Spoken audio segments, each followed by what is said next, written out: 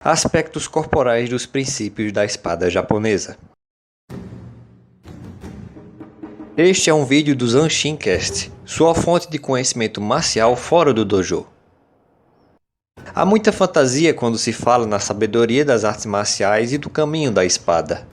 Inicialmente, o Kendo verdadeiro é representado por autoridades reconhecidas pela Confederação Brasileira de Kendo e que, por sua vez, é o único órgão filiado à Federação Internacional de Kendo.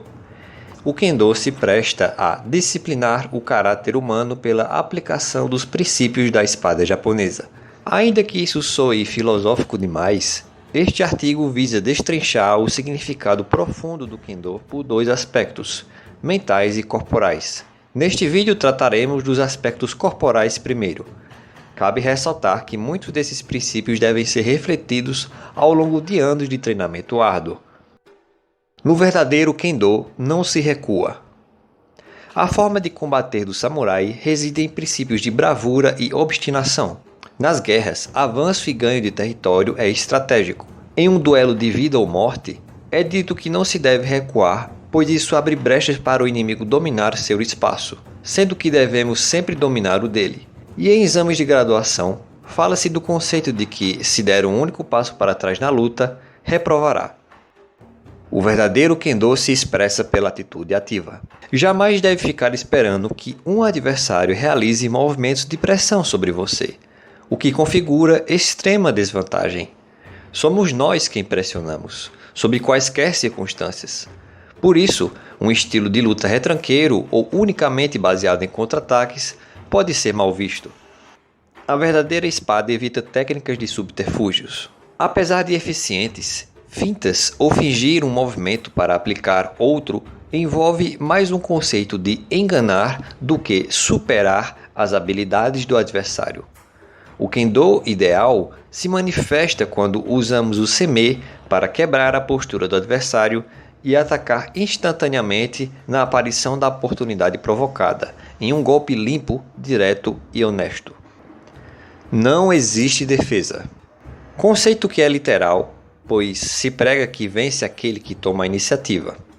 Embora em diversos momentos possa acontecer por não estar preparado e precisar se defender de um ataque, é considerado um ato falho. O verdadeiro ataque se manifesta quando há o espírito de sacrifício, de ir para cima do adversário sem se preocupar com sua própria segurança, tornando a ofensiva algo absoluto em nossa mente. Comprometimento total. É dito que um golpe somente será letal se carregar toda a intenção e energia. Isso inclui o desapego à própria segurança, bem como o kakegoi, vocalização ou grito, considerado uma forma de exteriorização desta força. Por isso, se treina tão intensamente o Chikome para conseguir usufruir do auge das características físicas, ainda que mantendo a mente calma. Um corte, uma morte.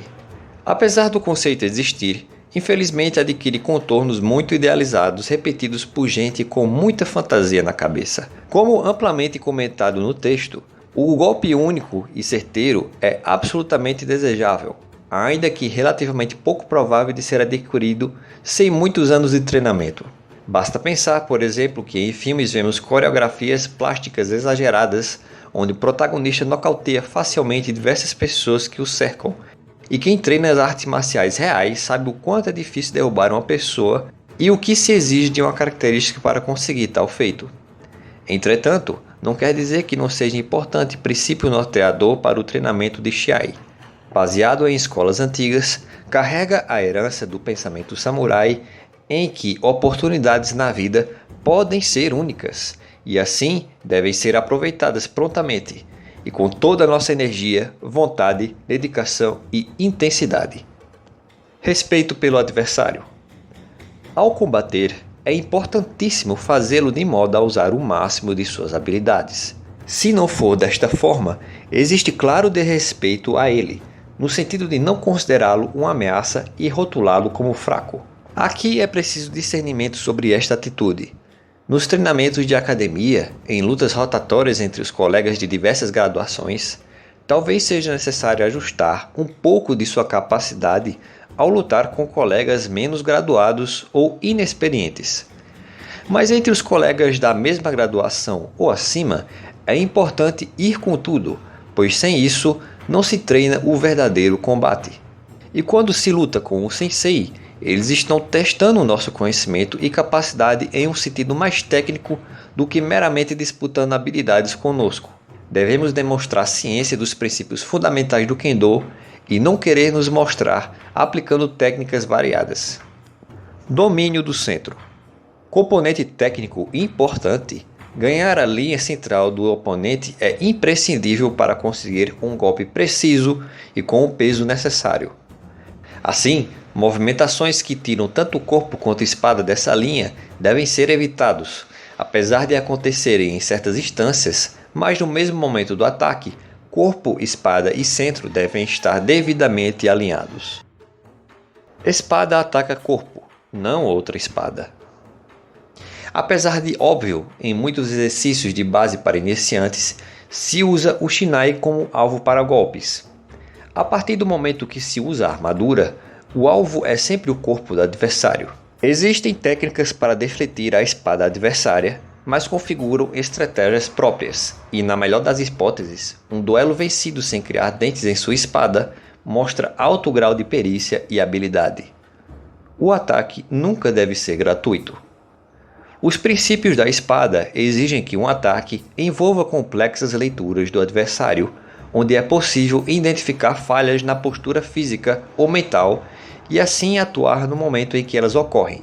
Por isso, atacar sem qualquer planejamento, percepção ou pressão é considerado inadequado e prematuro.